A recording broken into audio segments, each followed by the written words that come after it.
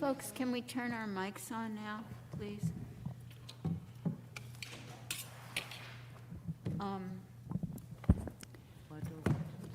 Good morning.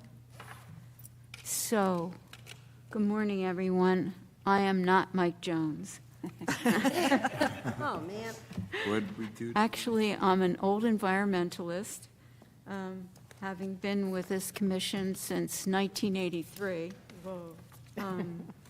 There's a lot of years.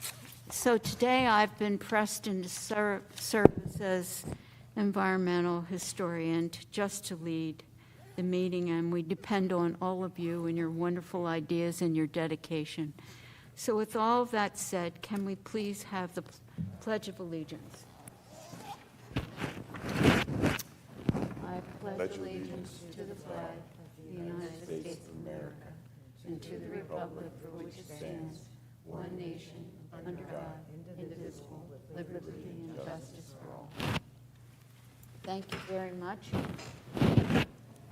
And Meryl, can we call for approval of, Well, let's do roll call. all right? Randy is here, Charlotte is here, Kim, Barb, Mike Yeager, Hope, Justine, Mike Jones is not going to be here, Gretchen is not here. I haven't heard anything from Angela Judd or Chris. Okay. But we have a good representation, and thank you all for your time today. We need an approval, a motion for the minutes of July 25th. So made. We need a second. Second. Okay, thank you. And all in favor of approving the minutes of July? Aye. Aye. Okay. Thank you. Now, Jay Schatz, I'm hopeful, will be here as chairperson of the Shade Tree Commission. And just to give you a tiny bit of background, Jay is someone who actually was on our environmental commission in the 1980s. And he was working in Philadelphia at that time as a chemist. And so he really let us know as a commission during the 80s about the coal gasification site, as we were first getting involved in that as a city and also as a commission. He let us know about the reports and defined them very carefully for all of us. And we were really grateful for his expertise. He then moved on to serving the city as chair of the Shade Tree Commission and running a business here in the city of Cape May as well. So when he comes in, we'll give him a round of applause for being here for so many years and so helpful. Thank you. Mike Jones is absent today, so I don't know if anyone has planning board information. I do not. Okay. Mr. Yeager is our council advisor, and one of the things that is certainly near and dear to all of our hearts is the fact that we might be able to seek some solar grants. And I did bring a couple of opportunities for those, Mike, if you'd like to look those over when you get a chance. And I don't know how the project, if you could explain where we are now? With the desal plan, okay, so, well, there was a presentation made by CME, who's right now our designated designer, engineer. They were at council on July 18th. And it's a good update if anybody wants to go back and watch the video. But to quickly, we have a total grant now, another $600,000, which has been awarded but not yet given to us. And the purpose of that grant is so they can complete the real design drawings now. So the architectural drawings can be started once that money's here. They've actually already started, but they're waiting for the funds from the federal government. The reason basically they hope to have the design done by the end of the year. We cannot talk to the iBank about any kind of funding or lending until we have a complete design. So we're going to have to follow that path. In the meantime, CME does have a specialist who handles their financing and their grant searching. He's going through that process now. They've communicated with every department between the Army Corps of Engineers, the Coast Guard, the DEP, everybody that would be involved in approving or obtaining, benefit from this. And they're aware of the fact that we would like to have the Coast Guard maybe be a contributor to this, to the Capitol here, but that's a discussion for another time. So once we get how much this is going to cost and what the design's going to be. And specifically to your point, they did mention in the meeting that they are pursuing both grants and tax incentives because now apparently the federal government is giving tax incentives to businesses and municipalities for solar installations, not just private individuals. And so that's a good thing. They are actively going to be working on solar funding because we fully expect there's already a design which would have a solar field there to provide as much power as we can possibly get out of the land that we would have available. So, Excellent. so I think things are progressing, and basically they'll come back to council at least once more this year, I'm sure, but they expect to have the design and a real good idea of the cost, of course, and a real good idea of how much money we can look for in order to get this project done. So hopefully the end of the year we know a lot more. Well, we appreciate looking into some funding opportunities, and certainly just in a tiny bit of research, know that the U.S. Department of Energy is certainly offering solar grants, and other opportunities are listed here as well. And I'd be so happy to share that with you and give Merrill a copy as well so that we can list those. That would be great. Yeah, what I'll probably do is I'll meet with our city engineer directly. He's going to be the guy who he's communicating with CME all the time. I'll make sure that this information gets to Paul Dietrich and then is passed along to CME. And it's just one piece. We know that Yeah. there's a greater world out there. Surely, yeah, but every little bit helps, Charlotte. So Thank you. it's good. So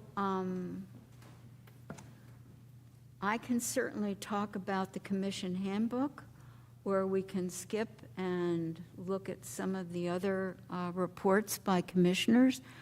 What would you like? Would you like me to continue on, or do you want to go ahead, Kim? And Yeah, I can certainly report on the dark sky ordinance. I think Oh, a couple here he months ago, comes. Justine tasked me with, or the committee tasked me with, there's Mr. Schott, with, we are you ready? ready I for have to- you. Thank you. great, perfect timing, before I get into it. A round of applause. Thank you, Jay. Well, we're better now that we see you. Thank you. We're happy to have you here today. You're welcome. Jay, you have to press the button so your Mic is mic on. is live. There we go. Thank you. All right. Well, thank you for inviting me. We had the Shade Tree Commission has 7 members and 2 alternatives.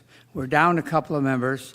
We have assigned districts based on the zoning, based on the recycling map that we have. That's the district commissioners are responsible for GOCES, for city trees, and private property trees. One of the requirements on the Shade Tree Commission is the ability to say no.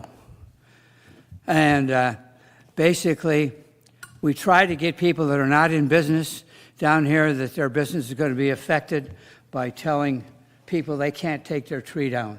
So we try to get people that are not in business, retired, reasonably ambulatory, and we don't assign districts where they live. We do that so they don't have to say no to neighbors. And that's about it. One of the primary, I'm sorry, go ahead.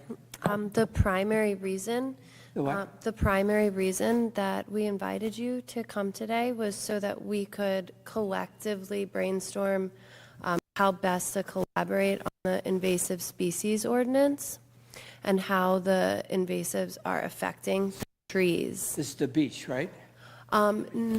throughout the entire city.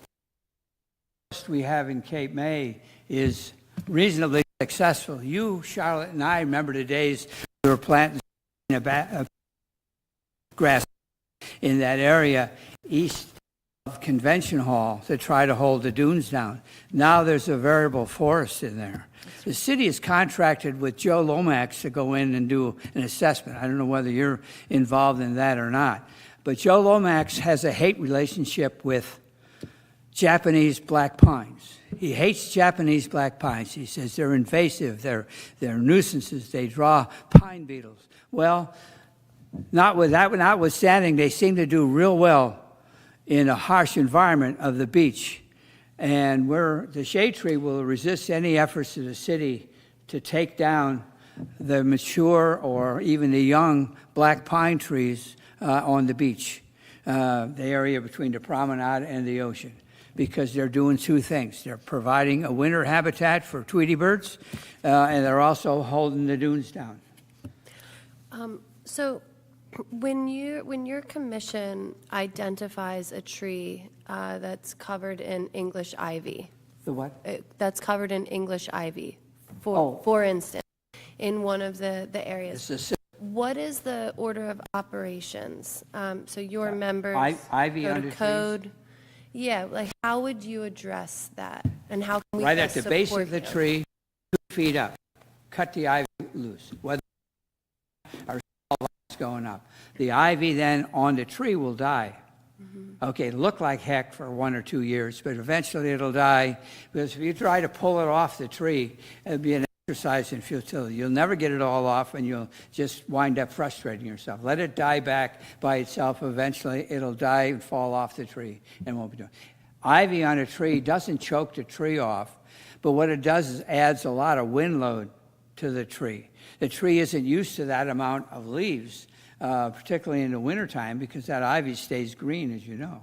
So you get a pretty good wind load in the wintertime. Sometimes it overbalances the tree, and you get failure of the tree because of that. Jay, what, if you cut the ivy, as that which people do, it's going to grow back, so It'll grow back. ultimately. No, the only way has to to get be it is taken try away. to dig down. Dig it out. And get it. But you can, it'll stop it for 1 or 2 years. Right. It'll start to grow back right away, and you got to keep doing it every once in a while. Can we go back to the black pine a minute? Is there a natural control for those beetles? The what? Is there a natural control for the beetles? No, not that I know of. It's like bamboo. Nothing kills bamboo, and nothing kills English ivy. No, the beetles on the black pine.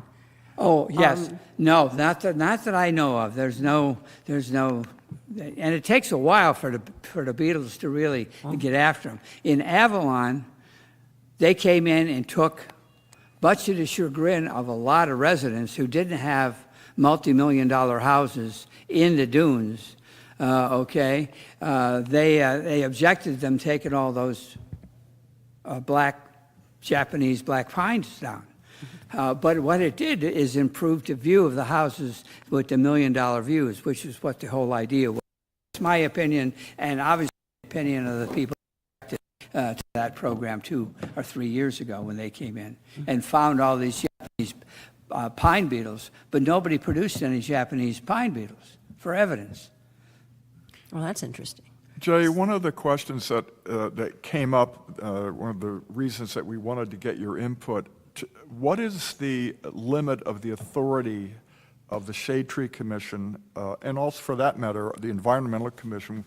Let's say you're driving down the road and you see English ivy killing a tree. If it's a city tree, A street tree. Public Works, Public Works can go ahead and do it. Public If Works. it's a private property tree, we don't have the authority to tell a private property owner to take the ivy down. We suggest that he does. If he comes in and wants to take the tree down because it's killing the tree, then we say, no, you can't take the tree down, you must remove the ivy. Down at the base, up 3 feet, and you've solved the problem for a couple of years.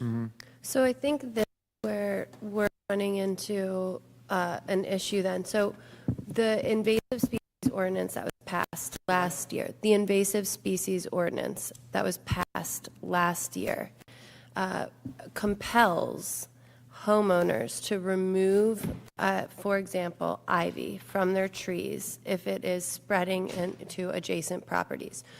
And we spoke with code enforcement, and we asked them, who should be contacting you when there is a violation? And it was suggested to us that it was Shade Tree's responsibility to contact them. Usually ivy is growing if it's growing up the side of the house and stuff like that, that's one thing. If it's growing on a tree, then the shade tree gets involved. But we can only suggest to a private homeowner that he removes the ivy at the base, 3 feet up. So there's a conflict between code enforcement, Shade Tree Commission, and It's more than a The Shade Tree suggestion. Commission It's- has authority over yes and no on private property trees measured 6 inches or more, 4.5 feet, which is mean chest height, above the ground. Okay. Okay, 4.5 feet up. If it's 6 inches, we're redoing our ordinances, neck that down to 3 inches, and to give it and to say yes or no, they can or can't remove the tree. This is And all, all private property trees, not street trees. all private property trees. Okay. Yes. It seems like I'm a small government kind of guy. I don't like to be coming in and tell private property people what they can and can't do with their trees. But we didn't succeed in being Shade Tree City, USA for 41 years by letting people take mature trees down because the leaves or pine needles fall into the gutters. The leaves or pine needles fall into the pool, which is usually put in much later than the tree was there, the house was built. So we say, no, you can't take the tree down because you're inconvenienced on your glass top table by sap falling from pine trees or leaves falling from large leaf trees. That's not a sufficient reason to take a tree down. A tree that's dying or in the process of dying and dropping large dead limbs on the property, then that's something that we would give approval for taking a tree down. But So how do we solve this conflict? If code enforcement says go to Shade Tree, and Shade city Tree... manager, Well, so our decisions can be reviewed by the city manager. Up until now, we've had no problems having backing by the city manager. We've got a situation on Ohio Avenue right now, a large, mature maple tree that can be saved by taking the dead wood out and relieving some of the pressure on some of the outward branches or some of the branches by a selective pruning. But the city manager believes that the tree is a hazard. He's ordered it taken down. So we're at odds. That's the only one in recent that we've had any conflict with. The city manager has always supported the decisions of the Shade Tree Commission up to Ohio Avenue. So we'll Has see how the- that works out. You go by Ohio Avenue and see a red banner around a tree with a big X in white painted on the tree. That's the tree they want to take down. So is that private property? No, it's a city tree. It's a city tree. And I said, we're not using shade tree funds to take it down. If you take it down, You figure out where to come up with the money to take it down. It's going to be about $4,000. It's a big tree. $4,000 or $5,000 to take it down and grind the stump out. Part of the situation. Jeez. Part of the situation is the tree roots in the street lawn. That's the area between the sidewalk and the curbing. The tree will grow left and right along the street lawn. Well, it's encompassed the water meter and the turnoff valve. So they can't get to, they can read the water meter, but they can't get to the water meter.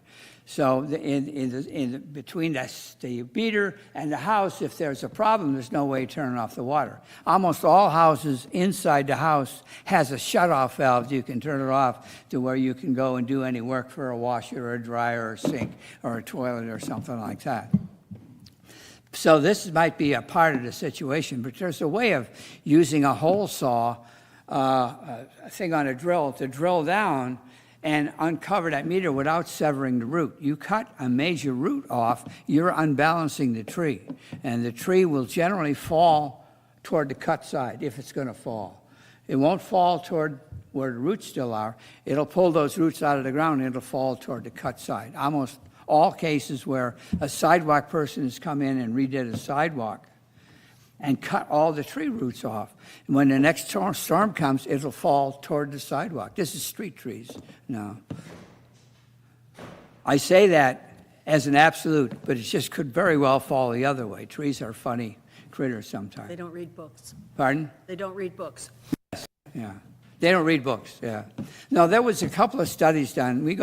Shade tree commissioners go every latter part of October to a tree federation meeting up on the other side of the moon. Oh, well, it's in Cherry Hill. Might as well be on the other side of the moon. We go up there every October and have lectures by knowledgeable people on dealing with sidewalks, on dealing with tree roots, on dealing with invasive species and stuff like this. It's quite an intensive one-day meeting up there.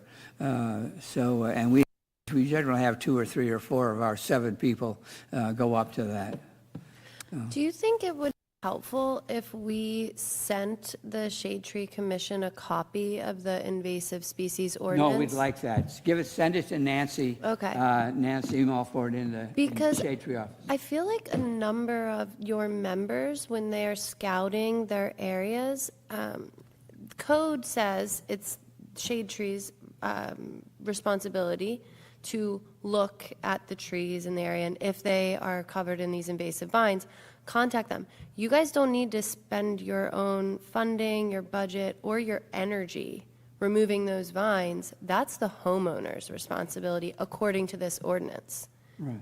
So I feel like it might be the best way to get us all on the same page and collaborating is if we just sent it to you. Feels like there's a disconnect here. In other words, if a commissioner sees something like this, they know the ordinance and they need to Contact code. yeah, Yeah. or us, or both. Or us, yeah. Now, are you involved in that study that's going on in the dunes? No, You're not? no. Because they want to remove invasive species like poison ivy. It's a plant that thrives in there, and people shouldn't be walking into the dunes anyhow. Poison ivy provides the red berries for the birds, Right. and whatnot. If you look at it, come in another month and a half, at all the tree swallows that'll be going into those dunes, they're not just eating beach plums, they're eating those red berries and everything else in there. Well, Gretchen has spoken to us about that any number of times, how important that food is for the migrating birds, right. Right.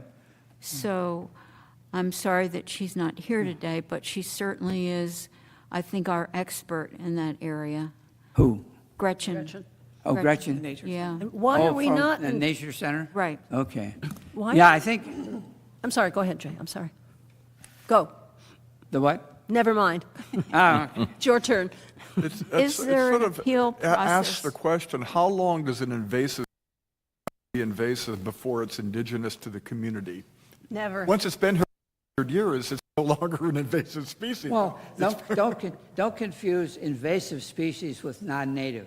That's right, that's what we were Okay, doing. non-native is treated normally won't grow around here. Non-native is a magnolia tree, Hydrangeas. but they thrive.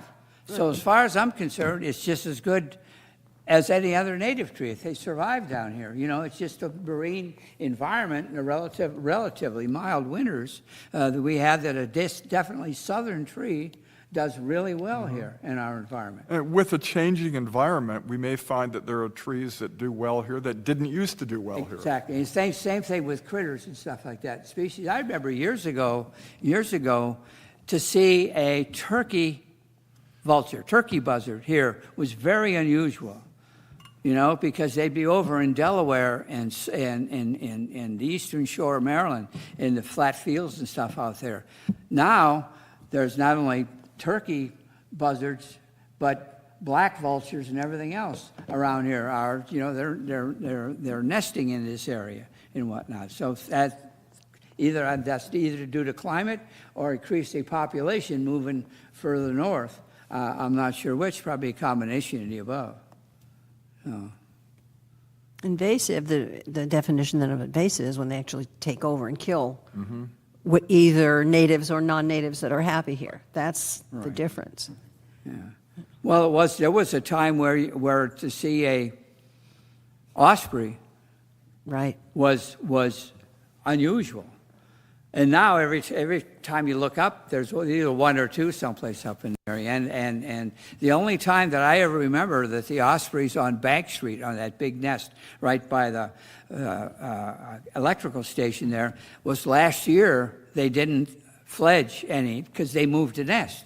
The electric company moved the nest about 50, 60 feet, put it on a pole, encompassed the thing. So here's your nest. They nested in there, but they didn't raise any young. Because I would go there every couple of days and watch them. And last year was young. This year they raised 3 chicks. Oh. So, and one of them's still sitting there saying, "Where'd everybody go?" You know. There's one still on the, right by the bridge, too. Pardon? There's still one right by the bridge. As you come over the bridge, there's still one in there. Yes. Yeah. Oh, and there's one in the Lafayette Street School. playground, or in the Lafayette Street Park, up on a light standard where the Little League, or where the ball field used to be, or it still is. Jay, when does your commission meet? On the second Tuesday of every month at 2 p.m., right here. Right here. Second Tuesday. Used to be Thursdays, but I think one of the other commissions preempted us, so we moved. Used to be Thursday. Now it's the second Tuesday. So what I understood today is the black Japanese pine on the beach should, They go anything that's tall, green, long needles, and pine cones. That's probably a Japanese black pine. okay. on the beach. You'll So see 'em. you're advising us that those should stay? The Shade Tree Commission will object to any removal of those trees because they're invasive or non-native or combination of. Let the council know? Oh, yes, I've let the mayor know, I've let the city manager know, and anybody else who knows. The city has taken upon itself to hire Lomax to come and do a study. I don't know what he's looking for. And can we appeal the study? We will. If Will just keep us informed. we should know what, I appreciate some I think- support from the Environmental Absolutely. Commission if it comes to that. The last, in June, at our meeting, we were discussing this, and some of it had been paused, and some of those non-native plants were being removed because funding for the project, or like permits and approval, was contingent upon the DEP. And so that seems to be where, that was the last, just looking through my notes from our meetings, that was the hang-up, was the DEP. So the process has been paused? The last update we received, I don't know if there's been work done since then, but it was regarding the DEP permits, and that would probably be the point of contention between should this non-native tree be left or not, right? Because if funding from DEP, like, it would make sense that they would want a non-native tree removed. Well, then we have to talk to DEP. Or at some point, if you want to carry the objection further, then if that's the case, then we would have to carry it to DEP. Mike, do you That would be have fun. any, do you know anything? I have no communication at all on what's going on that project. Okay. I don't hear about it. We haven't discussed it in council for, Since June, right? yeah, since June. Yeah. Okay.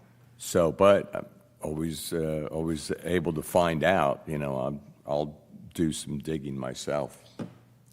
I think it's really important that See we what's be involved happening. in this. It sounds like too critical, not for the two commissions to be really, at least really well informed about it. Yes, yes. Anything else? Well, anything else, it's a big job. It's a Well, huge job. It's a volunteer position, but I can tell you this, there's not a day goes by I don't do something shade tree related. Rather it's talking to one of my commissioners, answering a question that somebody calls me with, or answering an email. So it's kind And of, watering the trees yourself. pardon? And watering the trees yourself. I don't water the trees anymore.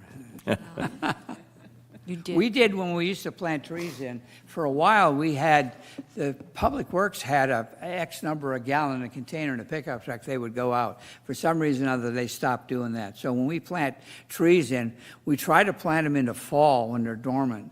So over the winter, they can get watered, rain, and then be ready for the growing season in the spring. That seems like it works better. But sometimes we plant them in the summertime, and we get it's not a good success rate if we plant them in the summer, because they just get too dry. They get too stressed. And right now, there are trees all over town, mature trees. These are 30, 40, 50, 60-year-old trees that are losing their leaves a little early, and people are saying, we got to take it down. They're stressed because of the dry, hot spring that we had, and the rains we've had the past several weeks. It helps, but it's not solving the problem. So give it the next growing season to see if they come back. But there's a 50, 60, 70-year-old tree, and because they're losing their leaves because of heat-related stress or stuff like this, is not a way to do it. And it's hard to convince people that they got a bare tree in their yard in August to leave it go to the next growing season. I mean, that's what we have to do. And then people yell and they go to the city manager and said, he won't let me take this tree down. So, Stand Yes. strong. At the Meadows, along Lafayette Street, we have a lot of Japanese black pine, a Yes. whole string of them. You've helped us with several that have died, 4 that died over the last few years. yes, But Mickey Riggins, I think that's his name, Yes. from Arbor Care, yes. he came, and I have no idea what it is, but he gives them an injection every year. That makes no sense, but they're doing better now. Oh, are they? Okay, I didn't know that there was. It was I know right along Lafayette Street, you've had a couple that really were. They turned dead. brown. Yeah, and they had to take them down. I mean, you can cut pieces off, but if it's the tree is really infected with something, that they die within a year and a half, 2 years. I didn't know there was an We injection. had one, I don't know either what it is, but we had one taken Fairy down dust. They last. put fairy dust in there. Fairy dust. We had one taken down last summer, and so far, things are pretty green. It is, But, okay. They, out at, I took an issue with he's not a forester, I think, but he's the guy in charge of the grounds out at the Lighthouse Park, at Cape May State Park, out by the lighthouse. And at the East Pavilion that overlooks Bunker Pond, there was a beautiful, mature Japanese black pine that had some dieback, brown dieback on the thing. And rather than cut the branch off and get the tree another 1 or 2 years, they cut the tree down. And they put a lovely little tree, which is right now a small bush, in its place. Every time I go by, I look at that magnificent tree that used to be there, and now there's this little bush that's there. It's going to be, we're going to all be dead and gone by the time that gets anywhere the size of what that tree was that was there. But Jay, you might want to speak to Mickey Riggins at Arbor Care and find out what it is that he's doing with our Okay. trees, because it makes no sense to me, but then again, whatever. Vitamin shot. We have him, he's not under contract, but he's the person we call when we have a question or argument about the health of a tree. We call him in. The rest of the people down here are arborists, but they don't have the training and whatnot that Mickey does. Right. Mickey Riggin. But he might explain it to you, and that might make some sense better to you. Okay, all right. We appreciate your time. We appreciate your efforts Thank over you the for years. inviting us. Thank If you you. guys, if you have any questions, you know how to get in touch with Nancy or get in touch with me. You have my number and stuff. So if you got any tree questions or anything. We So- should And continue. remember, it's a lot easier to try to save it than to take it down and plant a new twig. All right? Yes. Thank you. Thank you. Thank you, Jay.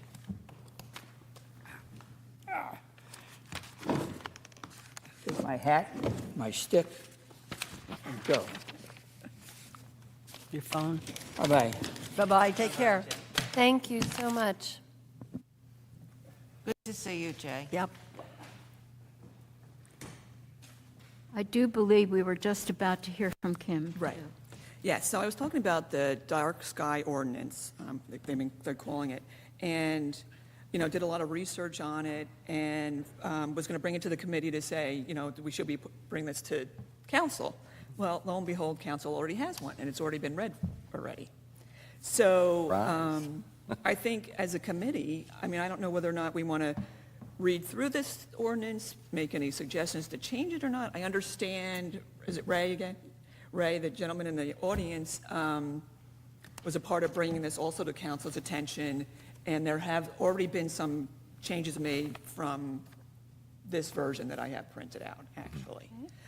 So I think there's a second hearing soon. Second hearing is the August 23rd. Oh, first Tomorrow. publication. Second hearing is the 19th of September. Final publication is the September 27th. And effective date would be October 17th if all goes well with the schedule. I think, I mean, I read through it. It has a lot of it has a lot of the information that I researched and found in here. It talks about residential, mostly residential, obviously lighting, but it also has it says if the light pollution that originates from outside a residential zone but causes an impact within adjoining residential zone is also covered on this, in this ordinance. So, Do any of the commissioners have any additions that were? I have a question. What about along the beachfront where there's mixed commercial and residential and massive light pollution? right. What is council proposing to do about that? And how, is that in a residential zone? It's mixed use? Well, it was, you know, first of all, it was kind of a surprise for most of us when it came up, because I expected that it was going to be this commission bringing a proposed ordinance to the city. This was very specifically because, you know, there are quite a few residents in town that are victims of light pollution from either neighbors or businesses. This is exactly where it started, and it's more common than most people think. So the purpose of the ordinance was really to protect the public, not protect the environment, the birds, the whatever, you know, critters are being affected by light pollution. So I think the point is that if we have a suggestion about is the light intensity, you know, maximum number of lumens that should be available. If there's things that we want to suggest, that's what the council's looking for. And we'll take it back and let them talk about it. We may want somebody from the commission to come and speak on the subject. Yeah, So your suggestions can go beyond. I think the only change that was made was our city solicitor wanted to be clear that if, for example, I might have a spotlight in my backyard that comes on, even if it's a motion sensing light, I should have a shield on it so when it comes on, it's not shining into my neighbor's yard windows. It's not a disturbance to the neighbors. So I believe that was the only change that was made in the council meeting. But again, we're looking to the commission here to suggest other changes. And by the way, this doesn't have to be final. So there's two suggestions I can make. One is, well, we've got a month before the next hearing, and if we've got proposed changes, I would gladly take them back.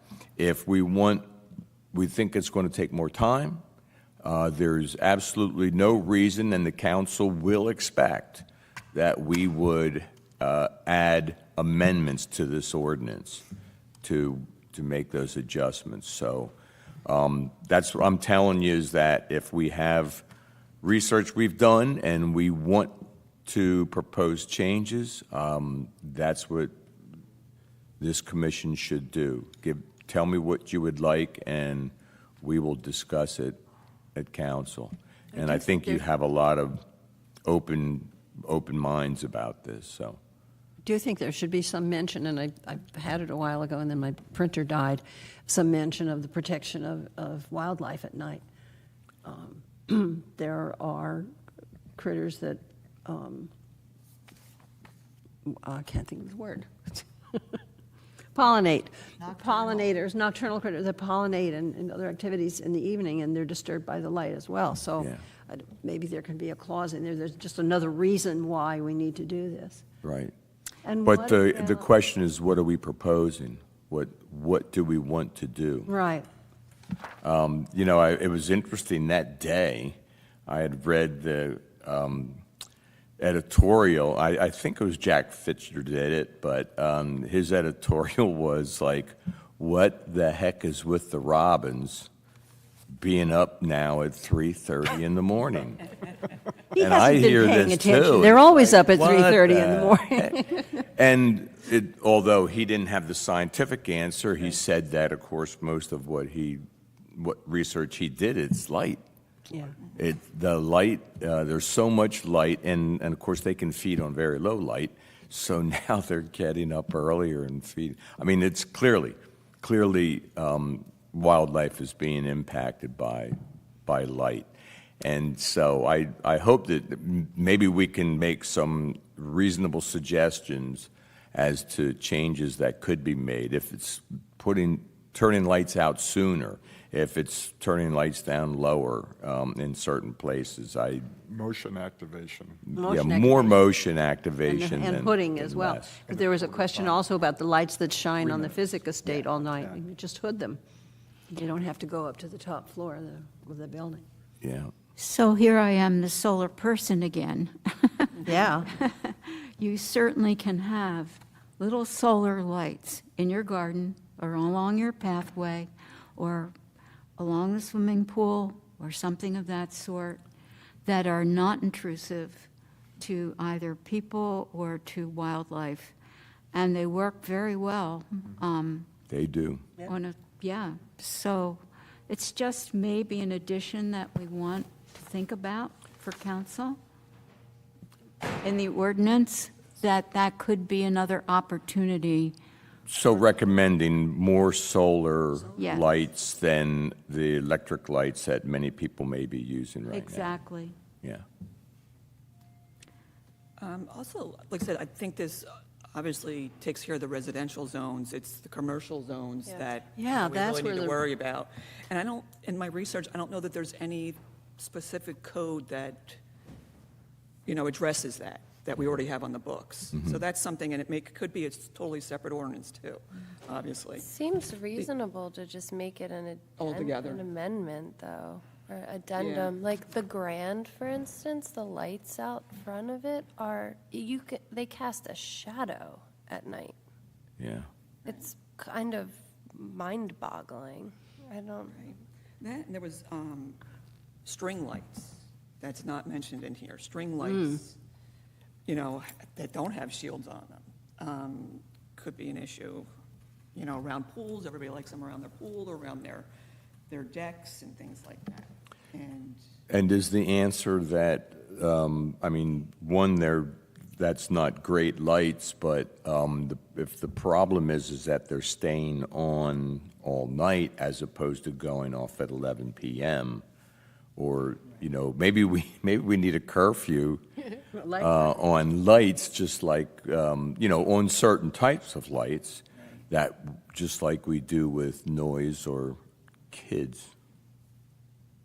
And again, I'm happy to take proposals back and make suggestions. well, why don't, Kim, since you're kind of heading this subcommittee, why don't the rest of us just send our thoughts and suggestions to you? And you compile them and send them to Mike? That would That be work? great. Yeah, absolutely. Right. Yes. I think the outside seating also had a lot to do with how everybody was lighting up their areas, restaurants and things. Yeah. But a lot of that area is, they can be hooded, or they have sort of tents, if you have the light under the tent, then. Well, thank you on this issue, very, very much. Thank you, Kim, for doing a lot of legwork. Okay. And council for taking it so immediate. Next, I think I'd like to hear from Justine. You have a report for us? Yes, so I have been in touch with Heidi at the Inkwell after the 6-week hiatus, yes, and I'm going to pick up the printed sample. I wanted a prototype before we went ahead and ordered several thousand brochures, so I'm picking that up this week. And as long as the margins and spacing and everything is correct, then I will just approve it and have them printed, and it'd be done within a week. So, and the budget for them was already approved, so I just wanted to see an actual tangible sample. After how many years? Yeah, yeah. Justine, last meeting, Erin came in and she told me we weren't following the standard procedure of submitting our proposed expenditures, even based on, it was in our budget, that we had to submit them ahead of time to Mike Bull, who needed to approve it. And so somehow you would have to get a price for this and then submit it to Mike Bull, that we Okay. are proposing to do this. And then when the Okay. bill comes, he has to approve it beforehand. This hasn't been in place for 2 years, but this is what It's Erin, like a purchase order, that gets approved, and then when the invoice comes in, you match it to the purchase Then order. they'll pay it. We already have the budget, the Yeah, expenditure is mine's there, approved, right? but you have to write it. Okay, so similar to what we did for the Star and Wave, what I sent you for that. So basically just get something from Inkwell that it's like a proposal right. and send it to Mike Bull. Okay, that's fine. And if you can send him a rough draft, fine, so he knows exactly what it's for. I mean- But we can't just submit it to the city to be paid. Inkwell's pretty casual.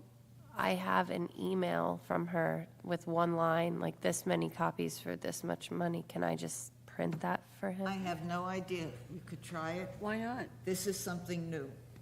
Yeah, he's used to that. Inkwell is pretty relaxed about, Yeah. and There's sometimes no good luck getting a bill, Okay, But no, I think that would be fine, Justine. okay, so just send So- him the email, okay. Yeah. Because I was kind of flabbergasted last meeting because this was, I hadn't been doing this for 2 years, and it's because nobody requested it. Okay. The Star and Wave was great about it, though. Like, John made those invoices for us in a day. Like, and they were fine. I don't know. Probably a form in his computer now. You push the button and out it comes. Yeah. The magic of technology. On my list to do, I felt that this was an appropriate time to talk to the commission about our commission handbook. This is the brand-new commission handbook, and actually, I paid for these, so you guys at City Hall don't have to worry about that. This is the 6th edition, 4th printing, and I did make a few copies of a particular section I wanted to talk to you about today from our 6th edition, and it's exactly what the new handbook says. And the reason I'm bringing this to your attention is that as I look at the city of Cape May, I think that we have X number of voters, which allows me to think that we have probably a couple thousand year-round people who are living here. And we need a lot of volunteers to continue on with these marvelous commissions that we have in place. So, with that said, our Environmental Commission handbook in both printings talks to us about some of that. In terms of the membership, the legislation for the state environmental commissions says indeed that we can have people serving on our commission who might not be a resident of the city of Cape May year-round, but that they indeed have some kind of specialty that they add to our commission and can be appointed to the commission. So I felt that with a number of new folks, you should, be aware of that. And also that in terms of sustainability, it also spells out in here the opportunity to hire a sustainability officer for the city. And it lists what their credentials might do and how they would work for us as a city. For example, the sustainability officer would review all development applications, review, certify, and enforce all soil erosion, sediment control plans, and work in the field to shape development and solve problems in natural resources protection, and develop and implement integrated pest management.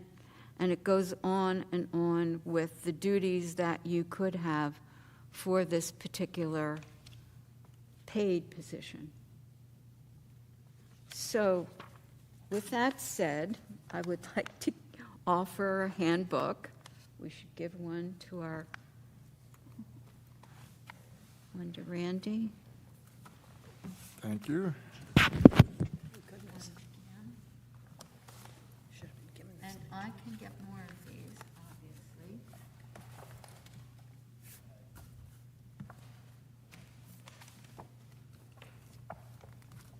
Thank you. This section. This section. And I think that the other thing, as I look at our commission and its duties, is that we are island-wide. And when I think about that, we have 3 environmental commissions serving on the island. We have Cape May Point, we have West Cape May, and we have Cape May. So over the years, from time to time, particularly when we were going through the subject of our desal plant originally, 25 years ago. We spent 2 years with about 25 people working on that issue, and all commissions were involved on the island.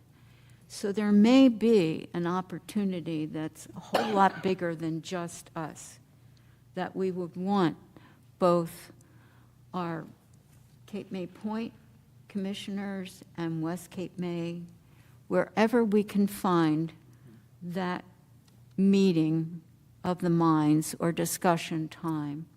And certainly, it looks to me like our Shade Tree Commission is a perfect companion as well. So those are just some things I think about. And I know that as commissioners, you're all getting your ANJAC report, and you're all getting notice. I You're did not, not get those reports. you don't get these Never, reports. I've never gotten. And you don't either? I didn't get it this time. I have gotten it You in the have gotten past, some. but not recently. I've never seen one.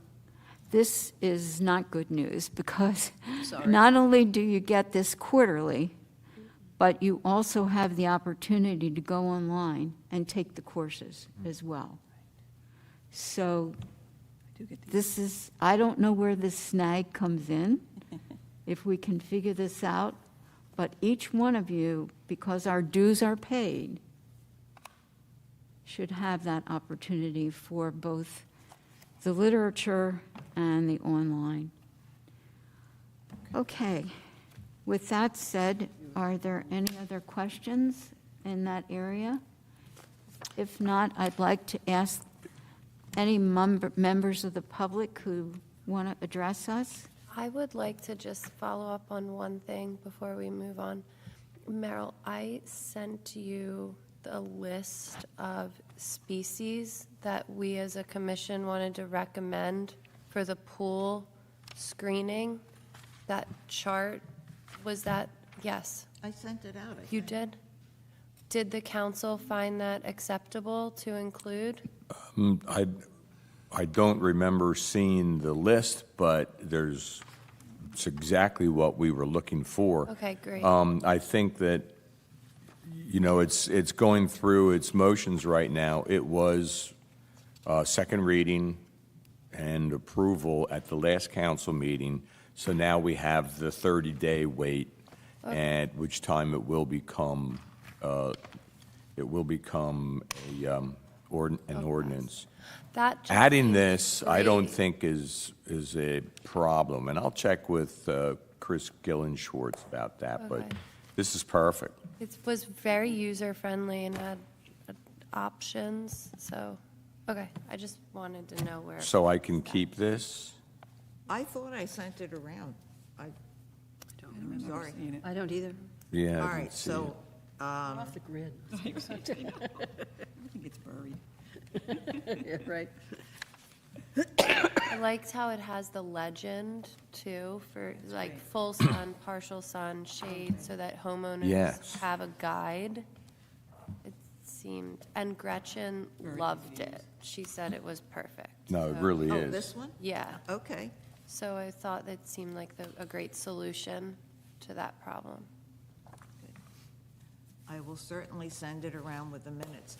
Last month, we received two letters having to do with planning board, and I talked to Mike about it, and then I asked Gretchen to make comments, and Mike said they could wait until this meeting. So Gretchen commented on them. Hey, Paul. Thank That's you. what I have. I have one shout out to the youth of Montana. I'd like a round of applause. Indeed, absolutely. Apparently, there are several others suits going on around the country. Yes, these are brave young people, ages 2 through 22, who challenged the state constitution and their right to have a healthy environment as they grow. And I don't know that New Jersey has that clause in there, but at least we should be looking at these folks and saying, they're setting a precedent for all of us. and they're helping us in some way bring to the fore that there probably is some climate change. So with that said, It's a heads up. I'm asking for an agenda item at next month's meeting having to do with release of party balloons into the atmosphere. Thank you. horrible. If I could I distribute an article that I think would, if we would take a look at it before the next meeting, it might help stimulate the conversation. Yes. I thought we had some sort of ordinance about this years ago. I did not. I think we have an ordinance about this. Thank you. I'll ask Chris, because it,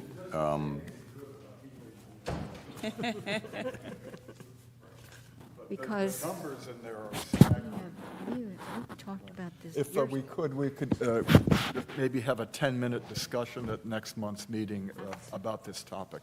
And I wonder about ordinances of the past. I mean, there's only so much recall that can go on. How do we find out if we already have an ordinance on the books? Is there a list of ordinances? There is. So E-code is a database that has every ordinance for all municipalities, but it's very easy to search in the search bar by keyword, and it'll pop, the search results will bring us anything in Cape May City that we want. What's the name of it? E-codes. Would you be able to find Sure. out if we have this? And I on the can also books? ask the solicitor as well. So search specifically for any past ordinance relating to balloons. Yes, Okay. because I'm pretty sure that we took a look at this X number of years ago, and something did result. But is it being enforced? Well, that's it. Do we know that it's being talked about again? For example, I'm sure that there are celebrations and people just don't know. They don't know. Right, exactly. They should. So, but thank you for highlighting this one more time. We need this. Thank you. and one question I have is the Environmental Commission fully staffed? I mean, in other words, do you have the appropriate number of members? We do. Okay. But some of us are here because of this clause. And the clause reads,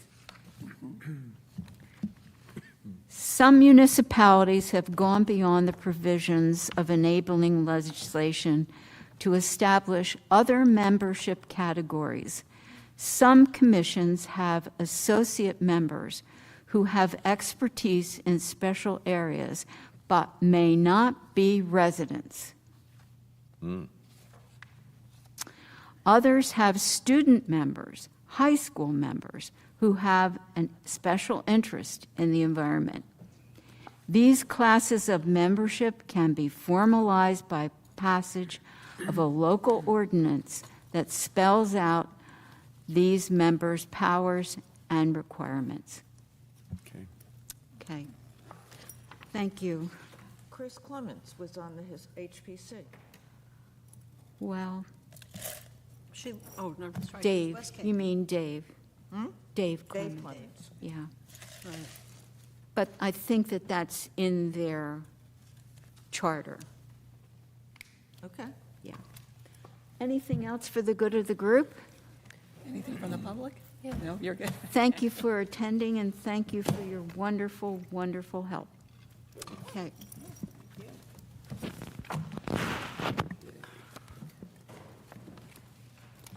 All right.